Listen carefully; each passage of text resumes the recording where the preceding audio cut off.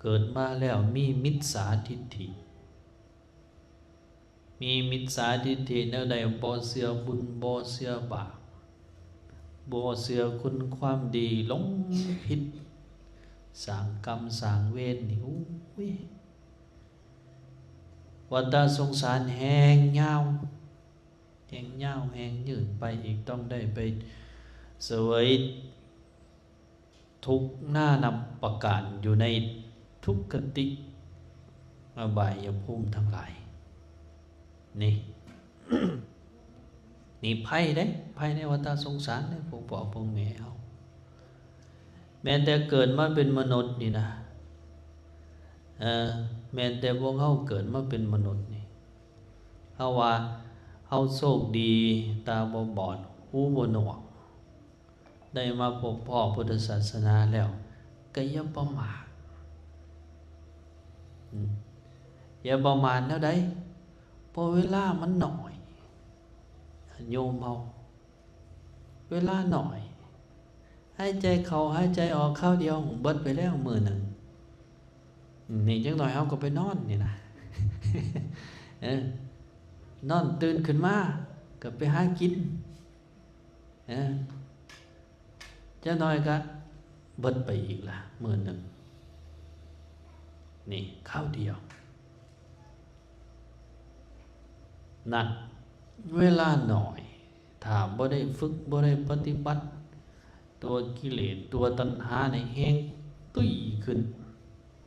แห้งตุ้ยขึ้นแห้งใหญ่ขึ้นให้พ้นนะถ้าบ่ได้ฝึกประพฤติปฏิบัติแห้งตุ้ยแห้งใหญ่นี่ให้เฮาแนมเห็นภายในวัฏสงสารแนมเห็นวัฏสงสารนี่บ่เป็นสถานที่น่าเพลินหลงไหล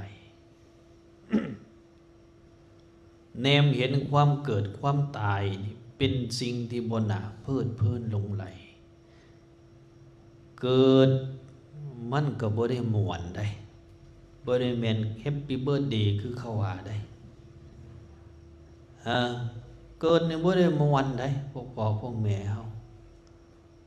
เกิดก็บ่ได้ม่วนเฒ่าก็บ่ได้ม่วนตายก็บ่ได้ม่วนไล่เอาตั้งแต่โดยเฉพาะพวกแม่เฮานี่แห่งสิประสบพบพอหลายถือผ้าคาท้องนะท้องโซนย่างก็ยากเล่นก็ยาก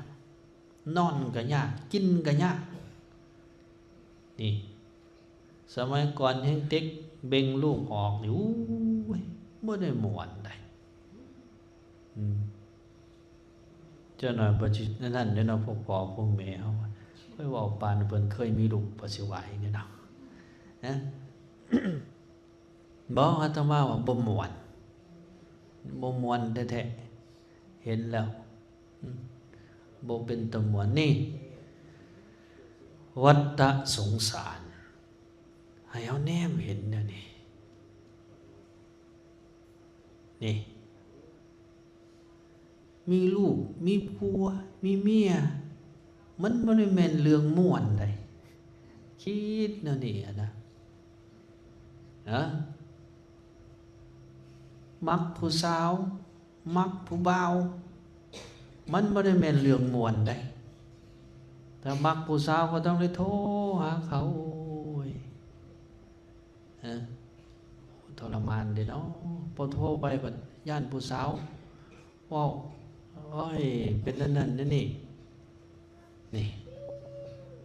เห็นนั่นเห็นนั่นเนาะใกล้ๆนี่แหละซูเฟอร์ประจำวัดเฮานี่แหละแต่ว่าโมเมนต์ผู้นี้ได้ผู้ก่อนหมดไปใส่ก็มีแต่เมียโทรหาโอ้ยกูคือทรมานต่างแต่น้ออยู่นะมันบ่ได้ม่วนได้โอ้ยสินั่งสบายกินข้าวแซ่บๆเจ้าหน่อยกับเมียโทรเจ้าหน่อยกับผู้สาวโทรผู้สาวกับผู้บ่าวโทรหาอิสระเสรีบ่ได้มีใด นี่ถ้าเอาเบิ่งในมุมมองนี่ให้เข้าใจชีวิตวัฏสงสารนี่มันบ่ได้แม่นสถานที่น่ามวนคิดเอาได้จัวเฮากำลังหมักผู้สาวนะนี่อันนั้นแม่นขี้ๆได้เริ่มต้นจีบกันก่อนโทอยู่ซั่นแหละนี่ นะวัฏสงสารจึงเป็นสถานที่บ่เป็นตะมวนบ่เป็นตะนาหลงไหลมีภัยห้อย8,000ประการผู้ใดถือเพศพรหมจรรย์ได้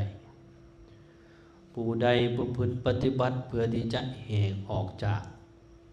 กงคือวัฏสงสารนี้ได้มันจึงประเสริฐนี่วัฏสงสารนี่ถ้าเอาเบิ่งลึกๆพิจารณาแล้วพวกพ่อพวกแม่คือกันกับคุกใหญ่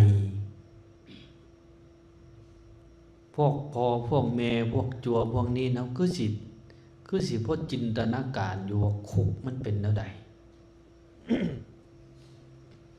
คุกในหลัก35บ่ลุกคุกในหลัก26นี่คุกที่แนมเห็นด้วยตานี่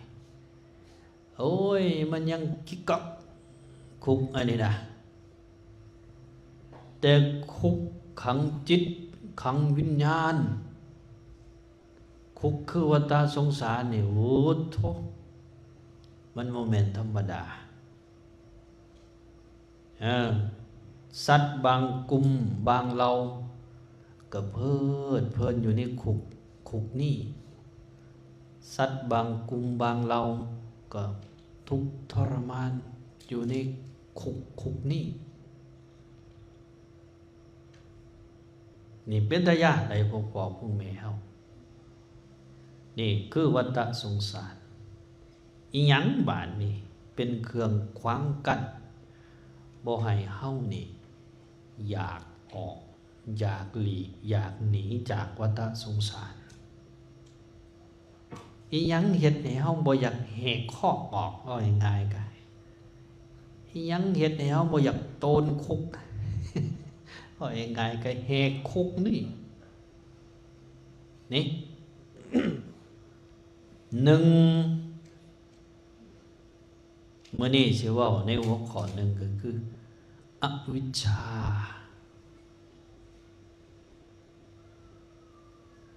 ในปฏิจจสมุปบาท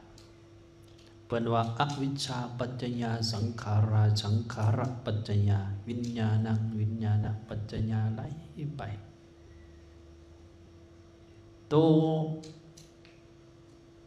ทำอิฐนี่นะก็คืออวิชชา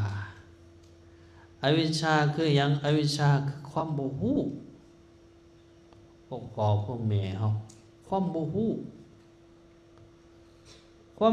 นี่เป็นสิ่งสำคัญแท้ๆบางคนอาจจะเถียงว่าบ่ฮู้จังได๋ก็น้อยก็ฮู้อยู่กอไก่ขอไข่เรียนปริญญาตรีปริญญาโทปริญญาเอก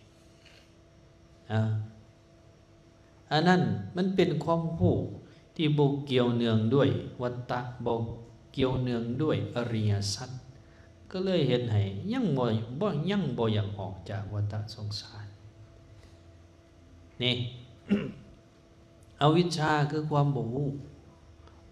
โทษบ่ฮู้ภัยในวัฏสงสารนี่ยังเพลินในบทอันนั้นในบทพุทธอุทานที่พระพุทธเจ้าเฮา เปิ้นเป่งอุทานออกมาใหม่ๆในสมัยที่ตัดสรู้พุทธเจ้าเฮานี่หลังจากตัดสรู้แล้วนะของตนญาติโยมเฮาเปิ้นบ่ได้ใครควรเบิ่งอีหยังเด้เพิ่นบ่ได้ใครควรเบิ่งนั่นบ่ได้ใครควรเบิ่งนี่ใครควรเบิ่งสิ่งที่ผูกมัดเฮาบ่ให้ออกจากวัฏฏะแนวเพิ่นใครควรมีหยังมีปฏิจจสมุปบาทนี่ ใครควรเบิ่งอีหยังน้อปิดกันสัตว์ปิดกันจิตวิญญาณนี่บ่ให้ออกจากวัฏสงสารใครควรจะเห็น เห็นอวิชชาปัจจยาอวิชชาปัจจยาสังขาราย้อนอวิชชาเป็นปัจจัยจึงเกิดสังขารสังขาระปัจจยาวิญญาณังไล่ไปจนหอดชาติปัจจยาชรามรณังโสกปริเทวะทุกขโทมนัสสะไล่ไปจนหอดความเกิดเป็นเหตุเป็นปัจจัยให้เกิดความแก่ชราโศกะคือความโศกความเศร้าในจิตในใจนะเป็นใครควรอยู่มันเป็นใครควรธรรมดาได้พวกพ่อพวกแม่เอาใครควรเป็นทิศปุ่นนะนี่ นั่งพิจารณานะพิจารณาอวิชชาสังขารวิญญาณนามรูปไหลไปอันนี้เนาะเหตุให้หมู่สัตว์เวียนไปเวียนมาเวียนมาเวียนไปจึงบอกออกจากวัฏสงสารจึงยังทุกข์จึงยังโศกจึงยังเศร้าจึงยังห้องไห้ขับแค้นใจอยู่นี่นั่งพิจารณาอยู่นะหลังจากตัดสู้ใหม่ๆเบอร์นี้พิจารณาแล้วยังบ่แล้วได้ของตนญาติโยมเอาเวลาเปล่งอุทานออกมาเป็นเสียงนะออกมาว่าเนี่ยใดอเนกชาติสังสารังสันทาวิจังอนิปิสังทุกขาชาติปุนังพวกพ่อพวกแม่เฮาคือสิสูดได้อยู่บ่จักบทนี้นี่เมื่อเฮายังบ่มีญาณคือบ่มีเฮายังบ่มีวิชายังบ่เข้าใจยังบ่ฮู้นี่เฮาจึงแล่นท่องเที่ยวอยู่ในวัฏสงสารนะญาติโยมเฮาเป็นอเนกชาตินี่เป็นอเนกชาติการเกิดทุกเถื่อเป็นทุกเถื่อเพิ่นเปล่งอุทานออกมาน่ะบ่ได้แม่นแนวอื่นได้ความเอื่อมละอาในวัฏสงสารโทษถึงโทษถึงภัยในวัฏสงสารให้เฮาได้เห็นนี่นะ นี่อวิชชาก็จึงเป็นเหตุเป็นปัจจัยอันหนึ่งเป็นกิเลสตัวหนึ่งนี่ที่ผูกมัดจิตใจเฮาให้อยู่แบบนี้ให้อยู่แบบนี้นี่เห็นบ่เฮาได้ยิน คำอวยพรในสังคมเฮาไปพ่อลูกพ่อหลานหมู่คู่คนหักคนแพงเอื้อไอ้น้องโอ้ยมักหลาใหญ่ไวๆเด้อให้ได้เบิ่งพ่อเบิ่งแม่ใหญ่ไวๆเด้อสั่งครอบสั่งครัวมาเบิ่งพ่อเบิ่งแม่นะนี่ก็อันนี้แหละอันนี้ก็เป็นปัจจัยหนึ่งนะเป็นเหตุอันหนึ่งคือกันล่ะนะนี่ให้ได้เมียงามๆเมียดีๆเด้อมาเบิ่งพ่อเบิ่งแม่เป็นฟังเป็นฝานี่บ่แม่นว่านั่นได้นะมันก็ดีในทางสังคมนะพวกพ่อพวกแม่เฮาแต่ว่าในทางที่จะออกจากวัฏสงสารปัดป๊าดมันเป็นคำที่เป็นตาย้านได้เป็นคำที่เป็นตาย้านแต่ว่าในทางสังคมนะแม่นถือว่าเป็นความสำเร็จเป็นความดีความงามของผู้เป็นลูกของผู้เป็นหลาน ที่ได้สร้างครอบสร้างครัวมีอยู่มีกินได้เบิ่งพ่อเบิ่งแม่นะในทางสังคมในทางบุญธรรมดาแต่ว่าถ้าเบิ่งเลิกๆโอ้นั่นเป็นตาญาณคืออย่างนี้ นี่ว่าให้พวกพ่อพวกแม่เฮาฟังเมียของพญาพิมพิสารมเหสีเพิ่นอาตมาก็จือบ่ได้จักพนางพิสังมีมเหสีเพิ่นองค์หนึ่งได้นี่หลังจากได้ฟังธรรมจากพระพุทธเจ้าแล้ว นี่ฟังธรรมจากพระพุทธเจ้าแล้วบรรลุเป็นอนาคามีออกต้นญาณโยมเฮาบรรลุธรรมเป็นอนาคามีขอบวชนะพระพุทธเจ้าพญาพิมพิสารยังบ่ทันฮู้เนาะว่าเมียตัวเองบรรลุธรรมสิไปจับเนาะสิไปจับไปบายห้วยผู้เป็นเมียก็อันนั้นผู้เป็นเมียก็บ่จับ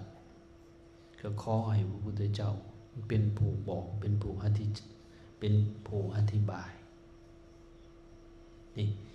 วิถีชีวิตวิถีอันนั้นผู้ที่จะออกจากวัฏสงสารที่ออกต้นญาณโยมเอา ที่จะสูงขึ้นจึงนักแน่นคืออย่างนี้เป็นอนาคาริกผู้ที่บ่เกี่ยวของด้วยเฮือนผู้ที่บ่เกี่ยวของด้วยครอบครัวเฮือนชาตินี่ครอบครัวทางโลกนั่นก็ยังซ้ำหนึ่งแล้วครอบครัวทางในจิตในใจเขาบอกครอบครัวนี่บ่แม่นแต่อันนั้นได้พวกพ่อพวกแม่เฮา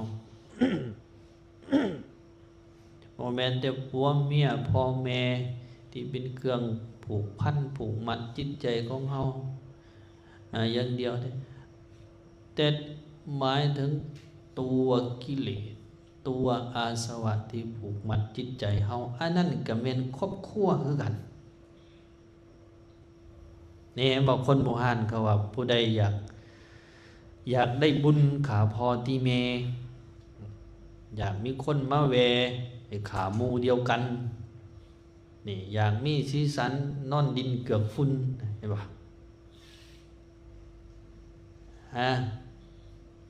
อยากได้บุญขาพอตีแม่พ่อแม่ในมองนี้บ่แม่นพี่จังคืออวิชชาคือตัณหาคืออุปทานที่เปรียบคือกันกับพ่อกับแม่คือกันกับครอบครัวเฮานะ นี่ผู้ที่จะแหกออกจากคุกคือวัฏสงสารนี่จึงต้องมีจิตใจที่เด็ดเดี่ยวมีจิตใจที่เข้มแข็งฟื้นขันติปรมังตโปติติขาที่บรรสูตรในบทโอวาทปาติโมกข์จิตใจเข้มแข็งจิตใจนักแน่น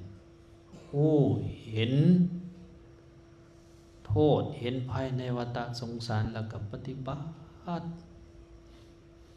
นี่เบื้องต้นก็สร้างความเข้าใจแบบอัตมาเนี่ยนะที่ได้ว่าให้แนมเห็นวัฏสงสารนี่ให้มันได้ลึกให้ได้ละเอียดเพื่อที่จิตใจเขาจะคลายลงแน่นี่ นะพอที่จิตใจจะได้คลายลงอวิชชาที่ว่ามานี่ญาติโยมเฮาคือความบ่ฮู้ถ้าเว้ากว้างๆก็คือความบ่ฮู้ในอริยสัจนี่อริยสัจก็คือจังก็คือความจริงอันประเสริฐความจริงที่เกี่ยวกับทุกข์ความจริงที่เกี่ยวกับเหตุของทุกข์ความจริงเกี่ยวกับหนทางที่จะออกจากทุกข์เฮาบ่ฮู้สิ่งเหล่านี้แต่ว่าย่อๆลงมาก็คือ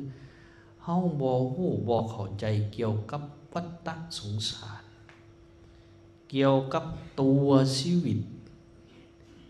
เกี่ยวกับความจริงของชีวิตเฮาบ่ฮู้ตัวนี้แห่งผู้ที่เรียนสูงปริญญาตรีปริญญาโทปริญญาเอกนี่แห่งอันนั้นพวกพ่อพวกแม่เฮาแห่งอยู่ในกรอบของความคิดหลายกรอบความคิดอะไรเรียนหนังสือนี่จบมามีเวียกมีงานเฮ็ดเวียกเฮ็ดงานเก็บเงินเก็บคำสร้างครอบครัวมีลูกมีหลานนี่นั่นคือกรอบชีวิตเลยนั่นน่ะชีวิตก็จะหมุนไปอยู่อย่างนั้นแหละมีลูกมีหลานก็ส่งเสริมลูกหลานให้ลูกหลานได้ทำได้เรียนได้ทำได้เรียนลูกหลานก็จะสืบต่อไปวัฏสงสารก็หมุนอยู่อย่างนั้นแหละนี่ชีวิตก็จะมีจำสั้นมีอย่างสั้นแต่ถ้าเอาพิจารณาลึกๆโอ้อันตรายอันตรายใจเฮาก็จะได้คลายลงเนี่ยบอกพวกแนวได้ใจเฮาก็จะได้คลายลงเนี่ยการประพฤติปฏิบัติของเฮามันหนึ่งสิค่อยเป็นค่อยไปเองบ้านนี้ค่อยเป็นค่อยไปเองเขาเอิ้นว่าแนมเห็นภายในวัฏสงสารบริหารชีวิตในปัจจุบันชาตินี้ภพนี้ด้วยความบกประมาทนี่อยู่ท่ามกลางสังคมอยู่ท่ามกลางครอบครัวมีลูกมีหลานด้วยความบกประมาทชีวิตเฮาก็จะบ่วุ่นบ่วายมีความสุขแน่นี่ถ้าผู้ใดแนมเห็นโทษเห็นภายในวัฏสงสารนี่พวกพ่อพวกแม่เฮาแนมเห็นความจริงของชีวิตที่ว่ามานี่สิปกคอยสะทกสะท้านต่อนั่นบ่ได้ดอก บ่คอยสะทกสะท้านต่อสิ่งต่างๆปานใดเป็นหยังจะว่าจังซั่นยามผิดหวังก็สิพอทำใจได้ยามสมหวังก็บ่หลงละเลอถ้าเห็นภายในวัฏสงสารได้นี่เจ็บไข้ได้ป่วยหยังก็จิตใจก็จะมั่นคงเพราะว่าภัยใหญ่อันตรายใหญ่คุกใหญ่คือวัฏสงสารนี่มันหนักกว่าที่เฮาเป็นอยู่นี่มันหนักกว่าที่เฮาเป็นได้พวกพ่อพวกแม่เฮามันพิลึกคือหยังนี่อย่างชาตินี้นี่เฮาว่าเฮาผิดหวังสุดๆแล้วบ่แน่ชาติก่อนๆอาจจะกว่านี้ก็ได้บางผู้บางคนเกิดมาสมหวังมีแนวสมหวังกับบ่แน่ชาติก่อนอาจจะมั่งมีสีสันหลายกว่านี้ก็ได้หมุนเวียนเปลี่ยนไปนี่เฮาก็จะเกิดความบ่ประมาทพ่อพวกแม่เอาได้เดี๋ยวนี้ อันนี้ฝากไว้เนาะเมื่อนี้เว้าสิ่งที่ขวางกันจิตใจเฮาบ่ให้แหกออกจากวัฏสงสารอันคือกันกับคุกใหญ่นี่คืออวิชชาจือซอยๆกันเมื่อนี้อวิชชาคือความบ่ฮู้บ่มีญาณตัวนี้จือซอยกันตัวนี้เอาละเนาะอาตมาภาพกล่าวสิ่งละอันพละน้อยก็สมควรแก่เวลาในสุดนี้ก็ขออ้างเอาคุณพระศรีรัตนตรัย คุณศีลคุณธรรมคุณงามความดีทั้งหลายจงมาปกป้องคุ้มครองหวังเฮาให้มีสุขภาพเข้มแข็งอยู่ดีมีแห้งให้ทุกข์ให้โศกให้โรคให้ภัยทรงความมุ่งมั่นปรารถนาในสิ่งที่สอบประกอบโดยธรรมกันเบิดทุกผู้ทุกคนเด้อ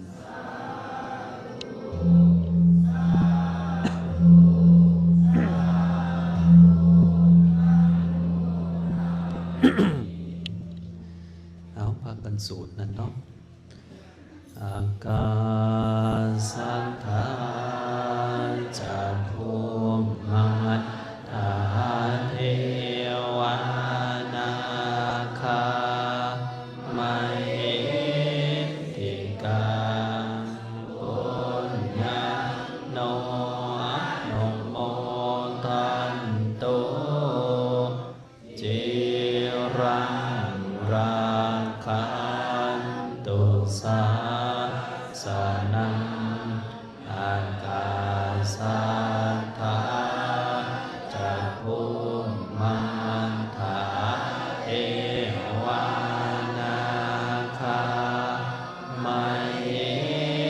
ติกาปุญญาโน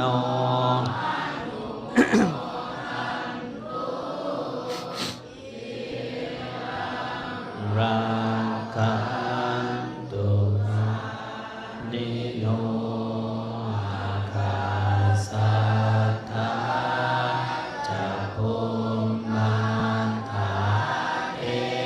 วานาคาไมติกาปุญญาโนโนโมทันโตจิรังราคันตุโนสัทธาอากาสัทธาจักขุมัตถาเทวานาคาไมติกาปุญพันตุโสติขัดจันตุเทวทังคตัง